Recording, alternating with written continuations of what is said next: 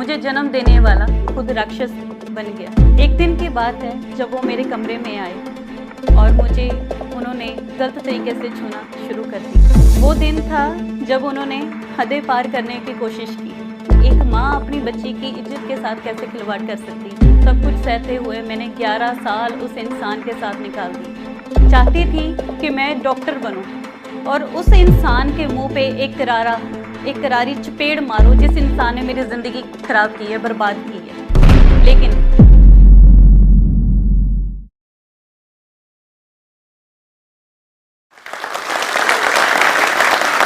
बचपन की बहुत सारी यादें आपकी भी हैं और मेरी भी हैं। आपकी यादों में आप पापा के साथ स्कूटर में जाते थे, उनकी उंगली पकड़ के चलते थे, उनकी पीठ पर बैठ के घोड़ा बनकर उनको घोड़ा बनाकर उनके साथ खेलते थे। लेकिन मेरी ऐसी यादें नहीं हैं और मेरी वो यादें हैं जिनको मैं कभी याद भी नहीं करना चाहती, क्योंकि जब भी वो मेरे कमरे में आते थे तो हमेशा मेरे अंदर एक डर लगा रहता था और मुझे लगता था कहीं से मेरी माँ मेरे पास आ जाए और मुझे यहाँ से ले जाए या मैं किसी को कुछ बता सकूँ। नमस्कार, मेरा नाम अनामिका संधू रुपिंदर कौर। मैं एक मोटिवेशन स्पीकर भी हूँ, एक सोशल वर्कर हूँ, एक डांस टीचर हूँ और काउंसलर भी हूँ। मेरी कहानी की शुरुआत होती है पटियाला से। पंजाब का बड़ा मशहूर एक शहर है। हमारा एक बड़ा हंसता खेलता परिवार था। मेरे परिवार में मेरे मम्मी पापा और मेरी 2 छोटी बहनें, यानी कि हम 3 बहनें। एक अच्छा परिवार जिसे हम बोलते हैं रॉयल फैमिली। सब कुछ था हमारे पास, लेकिन फिर भी मन में एक डर था।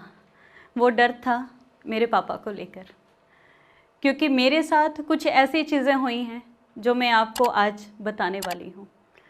एक दिन की बात है जब वो मेरे कमरे में आए और मुझे उन्होंने गलत तरीके से छूना शुरू कर दिया।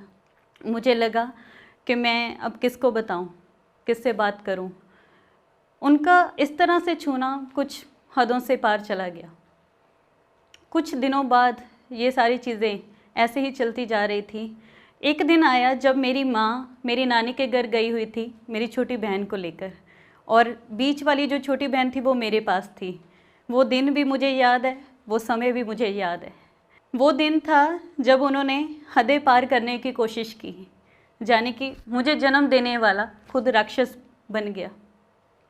मेरे में पता नहीं कहाँ से हिम्मत आई और मैंने ज़ोर ज़ोर से चिल्लाना शुरू कर दिया। मेरी चीख जब निकली तो उनका हौसला टूट गया। उनको लगा कि शायद कुछ गलत ना हो जाए। जब अगले दिन मेरी माँ मेरे पास आई, वापस आई, तो मैंने उनको बताया कि मेरे साथ ये सब हुआ। तो उन्होंने उससे बात की तो उन्होंने बहुत मारा मेरी माँ को। वो बोल रहे कि तू झूठ बोल रही है, तेरी बेटी झूठ बोल रही है। लेकिन आप बताइए, एक माँ अपनी बच्ची की इज्जत के साथ कैसे खिलवाड़ कर सकती है। कुछ दिन ऐसे ही चलता रहा। फिर एक दिन नशे की हालत में जब वो घर आए तो उन्होंने मेरी माँ को बहुत मारा। इतना मारा कि मेरी माँ की एक बाजू जो है वो टूट गई और पूरे शरीर पर जख्म हो गए। अगले ही दिन मेरी माँ ने, जब वो नहीं था घर पे, तो मेरी माँ ने वहाँ से हम तीनों बेटियों को लिया और अटैची में 2 कपड़े डाले और नानी के घर आ गए। 2 महीने मेरी माँ अस्पताल में भर्ती रही। एक जवान लड़की जब अपने बच्चों के साथ, छोटे छोटे बच्चों के साथ मायके में रहती है तो बहुत सारी बातें होती हैं समाज में। बहुत सारी हमारे रिश्तेदारों ने बातें बतानी शुरू कर दी। उनको लगा कि मेरी नानी को बोलना शुरू कर दिया कि 4 बेटियां हैं, इनको कैसे आप पालोगे, क्या करोगे। तो एक दिन वह ऐसा आया कि नानी ने हमें घर से निकाल दिया और हम सड़क पे आ गए। तो मेरी माँ के पास अगर वो चाहती तो उस दिन वापस लौट सकती थी, लेकिन वो वापस नहीं गई। घर में, लोगों के घरों में काम करके हमें पढ़ाया। मैं उस समय शायद 9वीं कक्षा में थी और एक वक्त की रोटी हमें मिलती थी खाने के लिए, क्योंकि 3 बच्चे थे हम। तो मैंने अपनी माँ से एक दिन बोला कि मैं पढ़ना चाहती हूँ। तो मेरी माँ की किसी दोस्त ने बताया सहेली ने बताया कि साथ ही शहर में एक अनाथालय है, आप इसको वहाँ पे भेज दो अगर इसको इतना ही पढ़ने का शौक़ है तो मैं अनाथालय में चली गई और मैंने अपनी 10वीं पूरी की वहाँ पे। चाहती थी कि मैं डॉक्टर बनूं और उस इंसान के मुंह पे एक करारी चपेड़ मारो जिस इंसान ने मेरी ज़िंदगी ख़राब की है, बर्बाद की है। लेकिन किस्मत ने फिर पासा पलटा। 10वीं ही की थी मैंने, उससे ज़्यादा मैं पढ़ नहीं पाई और 17.5 साल की थी जब मेरी शादी कर दी गई। बड़े सारे सपने दिखाए गए मुझे कि शादी के बाद ऐसा हो जाएगा, ऐसा हो जाएगा, तुम बड़ी खुश रहोगी।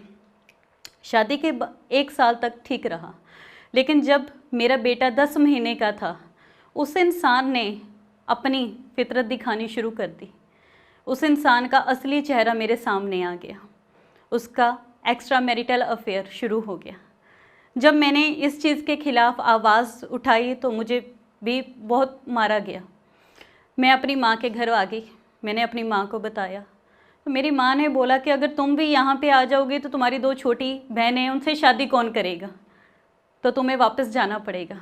तो बच्चे के मुंह को, अपनी माँ के मुंह को, अपनी बहनों के मुंह को मैं वापस चली गई। तो मैंने भी सोचा कि शायद चलो इस इंसान को एक मौका और दे देते हैं, हर इंसान से गलतियाँ हो जाती हैं। लेकिन ऐसे करते करते सब कुछ सहते हुए मैंने मार पीट, गाली गलौज सब कुछ सहते हुए मैंने 11 साल उस इंसान के साथ निकाल दिए। इस बीच काफ़ी कुछ मेरी ज़िंदगी में, जैसे मैं जॉब भी करती थी तो मुझे ये बोला जाता था कि तुम करैक्टरलेस हो। मैं घर में पैसा भी कमाती थी, कमा के लेके आती थी, घर का काम भी करती थी, लेकिन फिर भी मेरे करैक्टर के ऊपर उंगलियां उठाई जाती थी। इंसान वो गलत था, करैक्टर मेरा जांचा जाता था।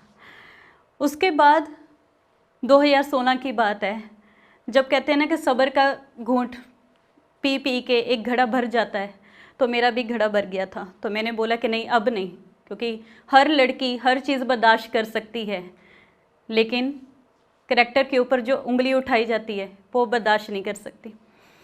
तो जब 2016 को मैंने सोचा, अपने बेटे को लिया, 10 साल का मेरा बेटा हो चुका था, मैंने सोचा कि नहीं, अब मैं यहाँ नहीं रहूँगी, अब नरक नहीं सहूँगी मैं, अब मुझे यहाँ से जाना होगा।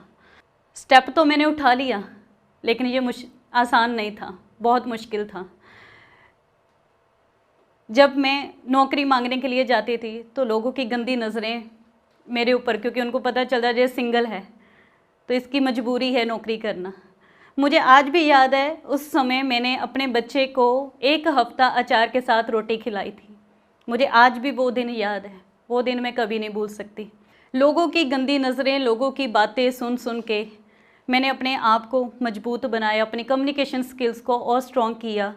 काफ़ी कंपनीज में मैंने काम किया, क्योंकि मुझे जवाब देना था, मुझे उन लोगों को जवाब देना था जिन्होंने मेरी फीलिंग्स के साथ मेरे साथ खिलवाड़ किया, मेरी ज़िंदगी के साथ खिलवाड़ किया। एक दिन बठिंडा के ही एक स्कूल से, मुझे बड़ा अच्छा स्कूल है, वहाँ से मुझे ऑफ़र आया और वहाँ पे मैं मार्केटिंग हेड के रूप में नियुक्त हो गई। ऐसे करते करते, अपना घर चलाते चलाते, मुश्किलों से निकलते निकलते, समाज के बारे में ना सोच के मैंने अपने बारे में सोचा। और एक दिन ऐसा आया जब कनाडा के एक चैनल से मुझे ऑफ़र आई और मैंने वहाँ पे एज ए टीवी एंकर मैंने ज्वाइन कर लिया। ये मेरे लिए बहुत बड़ी बात थी, क्योंकि एक लड़की जो सिर्फ 10 पढ़ी हुई है, जिसने बचपन नहीं देखा, इतना कुछ देखा और अपनों से देखा, उसके बाद शादी के नाम पे धोखा हुआ, डोमेस्टिक वायलेंस का भी शिकार हुई, उसके लिए ये बहुत बड़ी बात थी।